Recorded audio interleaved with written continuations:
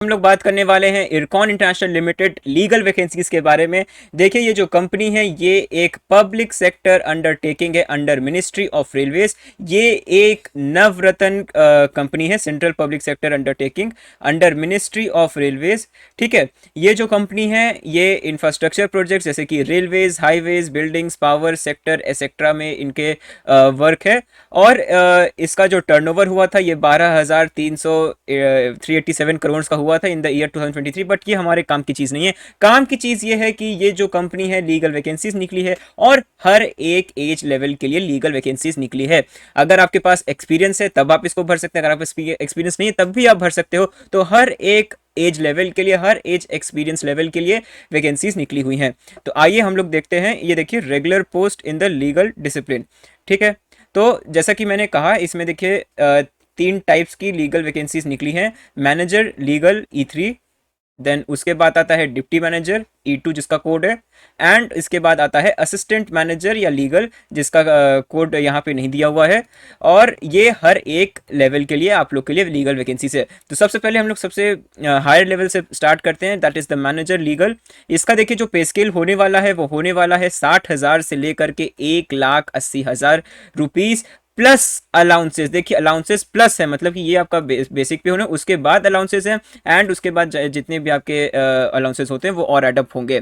अब इसकी जो एसेंशियल क्वालिफिकेशन है एज ऑन 1/5/2025 कि आपका फुल टाइम LLB होना चाहिए with not less than 60% marks from a recognised institute या यूनिवर्सिटी। मैक्सिमम एज लिमिट आपकी 37 ईयर्स होनी चाहिए। एंड आ जाते हैं वर्किंग एक्सपीरियंस के। देखिए अब यहाँ पे वर्किंग एक्सपीरियंस लिखा हुआ है 5 साल, बट इससे आप निराश ना होइएगा क्योंकि आगे हम लोग इसी में कुछ ऐसी वैकेंसीज हैं जिसमें कि वर्क एक्सपीरियंस आपको कोई नहीं चाहिए। तो वीडियो को शुरुआत से अंत तक पूरा देखिएगा। तो इसमें जो वर्क एक्सपीरियंस है वो है 5 साल। एंड जो 5 साल में आप जहां भी का अगर आप देखिए ये बात कर रहा है पब्लिक सेक्टर, सेंट्रल गवर्नमेंट या स्टेट गवर्नमेंट या रेलवेज में, अगर आप इनमें काम कर रहे हैं तो आपका जो पे स्केल होना चाहिए 60,000 से 1,80,000 के बीच लेवल 9 का होना चाहिए, और आपके पास वर्क एक्सपीरियंस 5 साल का होना चाहिए। और देखिए और लिखा हुआ है, और नहीं तो 2 years on the scale of 50,000 to 1,60,000 level 7 pay आपका पे स्केल होना चाहिए।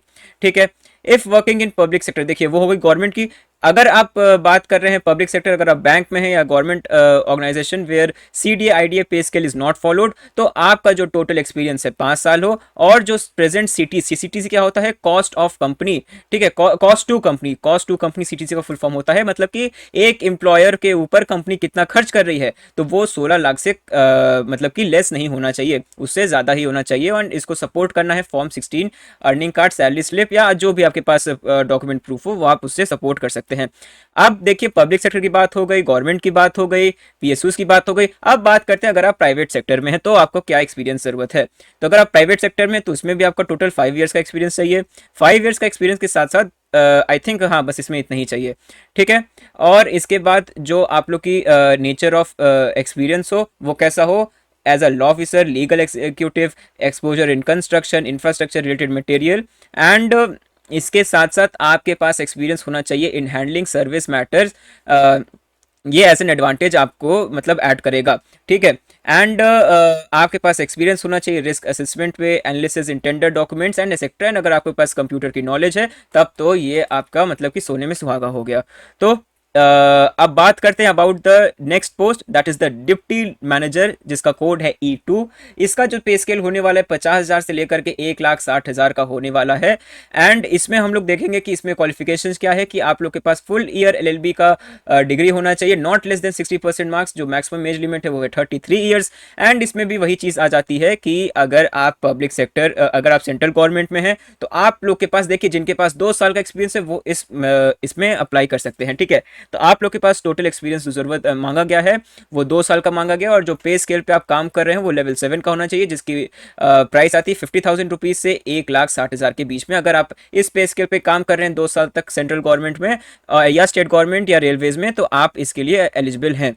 अब बात करते हैं अगर कोई पब्लिक सेक्टर में कर रहा है, other government institution where CDA IDA pay scale is not followed, तो आपका टोटल एक्सपीरियंस 2 साल है एंड CTC 12 लाख। ठीक है, तो ये हो गया आपका about the public sector and other government institutions. अब बात करते हैं अबाउट द प्राइवेट सेक्टर। अगर आप प्राइवेट सेक्टर में काम करें तो आपके पास सिर्फ आपको 2 साल का एक्सपीरियंस चाहिए। तो मतलब कि ये वैकेंसी सभी लोगों के लिए है। ठीक है, बात हो गई डिप्टी मैनेजर की, और उसके पहले हम लोग ने बात कर लिया था मैनेजर की, ठीक है। E3 एंड E2 जो कोड नंबर है हम लोग उसकी बात कर चुके हैं। अब हम लोग देखिए बात करते, देखिए एक चीज़ और मैं इसको बताना भूल गया था कि इसमें भी जो डिप्टी मैनेजर है इसमें भी आप लोग का जो वर्क एक्सपीरियंस है वो वही है कि आप लोग के पास लॉ ऑफिसर या लीगल एग्जीक्यूटिव कंस्ट्रक्शन, जैसे कि मैंने आपको मैनेजर में बताया था वही चीज़ें हैं, एंड हैंडलिंग सर्विस मैटर्स और कंप्यूटर की नॉलेज हो तो एडेड बेनिफिट वो काउंट होगा, ठीक है। अब हम लोग बात करते हैं असिस्टेंट मैनेजर लीगल। इसमें देखिए जो पे स्केल है 40,000 रुपीज से लेकर के 1,40,000 रुपए तक, और इसके साथ साथ आपको अलाउंसेस एंड बाकी सारी चीजें मिलेंगी, ठीक है। अब देखिए इसमें अगर आप LLB किए हैं तो आपका 60% से लेस मार्क्स नहीं होना चाहिए, जैसे कि हम लोग पहले भी देखते आ रहे हैं, और अगर आप 5 ईयर इंटीग्रेटेड LLB करते हैं तो उसमें भी 60% से कम मार्क्स आपके नहीं होने चाहिए। अब बात करते हैं मैक्सिमम एज लिमिट की, तो इसमें आपकी एज लिमिट होती है 30 ईयर्स के आप ज़्यादा हैं तो आप नहीं कर सकते इसमें अप्लाई। आप फिर उसके बाद इसमें डिप्टी मैनेजर एंड मैनेजर में आप अप्लाई कर सकते हैं, बट इसमें असिस्टेंट मैनेजर में आप अप्लाई नहीं कर सकते। एंड सबसे अच्छी बात यह है कि यहाँ पे एक्सपीरियंस के लिए कुछ भी चीज़ नहीं लिखा गया है, ये टोटल एरिया ब्लैंक है, तो मतलब आपको कोई एज सच एक्सपीरियंस की इसमें ज़रूरत नहीं, आप डायरेक्ट अप्लाई कर सकते हैं। बात करते हैं कि मतलब कि आपके पास ये जो भी इंपॉर्टेंट नोट्स हैं उसमें देखिए क्या लिखा गया है कि जो एज रिलैक्सेशन है वो गवर्नमेंट ऑफ इंडिया की गाइडलाइंस पे सब्जेक्ट करता है। एंड अगर आपके पास experience as a teaching consultant, teaching या फ्रीलांस है तो आपका वो एक्सपीरियंस नहीं काउंट किया जाएगा, shall not be treated as relevant experience. मतलब कि अगर आप टीचिंग फील्ड में हैं, कंसल्टिंग में, अगर टीचिंग में है, फ्रीलांसिंग में है तो वो एक्सपीरियंस नहीं काउंट किया जाएगा। मेडिकल स्टैंडर्ड्स की बात कर लेते हैं तो उसमें लिखा है कि should be in sound health, no relaxation in health standard will be allowed, ठीक है। अब देखिए जो कंपनसेशन पैकेज हैं ये बहुत ही अच्छे हैं। DA है प्रेजेंट 48.7 है, HRA है डिपेंड अपॉन पोस्टिंग, आपकी पोस्टिंग कहाँ थी 27%, 18%, 9% की जो सिटीज़ के ग्रेड होते हैं जो कि बहुत ही कॉमन आप सभी को पता रहता है। तो मतलब कि आपकी सैलरी बहुत ही अच्छे होने वाली है, बेसिक पे तो बहुत अच्छा है ही, उसके साथ साथ इतने अच्छे अलाउंसेज हैं, DA है, HRA है, तो आपकी जो पे स्केल जो सैलरी है वो बहुत ही अच्छी होने वाली है। बात करते हैं प्लेस ऑफ पोस्टिंग की, तो place of posting with in India और अब्रॉड, मतलब कि आप इंडिया में भी रह सकते हैं और आपको बाहर जाने का भी मौका मिल सकता है, अब्रॉड इन फॉरेन, ठीक है, as per the companies recruitment from time to time. Selection procedure बहुत ही ज्यादा आसान है, इसमें बस आपको रिटन एग्जाम एंड और मतलब कि ये देखिए ये लिखा है एंड और मतलब कि जैसा कि एप्लीकेशन जितने भी एप्लीकेशंस आते हैं उस हिसाब से कंपनी डिसाइड करेगी कि या तो रिटन एग्जाम इंटरव्यू दोनों लिया जाए, या तो सिर्फ रिटन एग्जाम लिया जाए या सिर्फ इंटरव्यू लिया जाए, तो ये डिपेंड करेगा कि जिस हिसाब से फॉर्म्स आएंगे, ठीक है। बात कर लेते हैं श्योरिटी बॉन्ड की, जो कैंडिडेट्स हैं जो कि सिलेक्ट हो जाएंगे उनको 3 लाख का श्योरिटी बॉन्ड भरना पड़ेगा फॉर एटलीस्ट 3 ईयर्स। देखिए ओवरऑल ये वैकेंसी बहुत ही ज्यादा अच्छी है, आपको पे स्केल बहुत अच्छा मिल रहा है, बाहर सेटल होने का मौका मिल रहा है, आप लोग की जो प्लेस ऑफ पोस्टिंग है, जो आपके पैकेजेस हैं, HRA DA सब बहुत अच्छे मिल रहे हैं, और आप मतलब कि हर एक इंसान इस वैकेंसी को अप्लाई कर सकता है, चाहे उसकी 30 साल के अंदर की पोस्ट हो, या वो 33 ईयर्स का हो, या मतलब कि वो 37 ईयर्स उसकी मैक्सिमम अगर उसके अंडर का हो, तो सब अप्लाई कर सकते हैं। जिनके पास एक्सपीरियंस है वो भी अप्लाई कर सकते हैं, जिनके पास कोई एक्सपीरियंस नहीं है वो भी अप्लाई कर सकते हैं, ठीक है। अब आ जाते हैं मोस्ट इंपॉर्टेंट पॉइंट पे कि आपको कैसे एप्लीकेशन फॉर्म भरना है। देखिए जो जनरल इंस्ट्रक्शन है वो सब चीज़ हर एक वैकेंसी की कॉमन होती है, आप स्क्रीन पर देखिए लगा हुआ है, आप देख के पढ़ सकते हैं। बात करते हैं about the application fees. Application fees unreserved OBC की 1000 है, and ST ST EWS PWD and ex serviceman की कोई भी एप्लीकेशन फीस नहीं है, ठीक है। अब बात करते हैं अबाउट द कि कैसे आपको अप्लाई करना है, ठीक है। देखिए जो अप्लाई करना है, जो फॉर्मेट है वो वीडियो के ये देखिए मैं नीचे कर दे रहा हूँ, ये आप लोग की पूरी फॉर्मेट देखिए लगी हुई है, एंड इसका जो PDF है ये हमारे टेलीग्राम चैनल परीक्षा रिफ्रेशर पे डाल दिया गया, वहां पे जाके PDF को डाउनलोड कर सकते हैं, एंड या तो आप ऑफिशियल वेबसाइट से इस PDF को डाउनलोड कर सकते हैं। तो ये एप्लीकेशन फॉर्मेट है, ये 2 पेजेस का, इन 2 पेजेस को आपको प्रिंट करना है। देखिए ऑनलाइन एप्लीकेशन नहीं होंगे, इसको आप लोग को प्योरली ऑफलाइन करना है, ठीक है।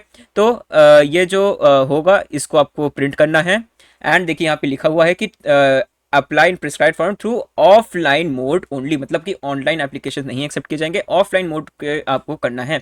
तो आपको क्या करना है, जो 2 फॉर्म्स थे उसको आपको A4 साइज पे प्रिंट आउट करना है, उसको प्रॉपर भरना है एंड उसको फिर सेंड करना है joint general manager HRM IRC on international limited. And ये जो एड्रेस है सेंटर साकिब न्यू दिल्ली एंड जो पिन कोड है वो आपको वहां सेंड करना है। एंड उसके साथ साथ आपको एक copy of the following documents आपको करनी है, जैसे DOB का प्रूफ, आपके जितने भी एक्सपीरियंस सर्टिफिकेट्स हैं, देखिए ये स्क्रीन पर लगा हुआ है, आप देख सकते हैं, ठीक है। तो जो भी प्रूफ्स हैं उसके साथ आपको अटैच करके आपको पोस्ट पे भेज देना है, ठीक है। एंड इंपॉर्टेंट डेट्स, सबसे इंपॉर्टेंट बात इस पे आ जाते हैं कि ये जो पब्लिश हुई थी वैकेंसी हुई थी 10/5/2025 को, लास्ट डेट इसकी जो है 30/5/2025 है। तो जल्दी करें, अभी टाइम है। और ये जो फॉर्मेट है एप्लीकेशन का ये आप देख सकते हैं। So this was for today's video. अगर आपको ऐसे वीडियोस अच्छे लगे, अगर आपको ऐसी लेटेस्ट सबसे पहले लीगल वैकेंसीज या लीगल अपडेट्स चाहिए तो तुरंत सब्सक्राइब करें परीक्षा रिफ्रेशर के यूट्यूब चैनल को एंड ऐसे वीडियोस देखते रहें। धन्यवाद।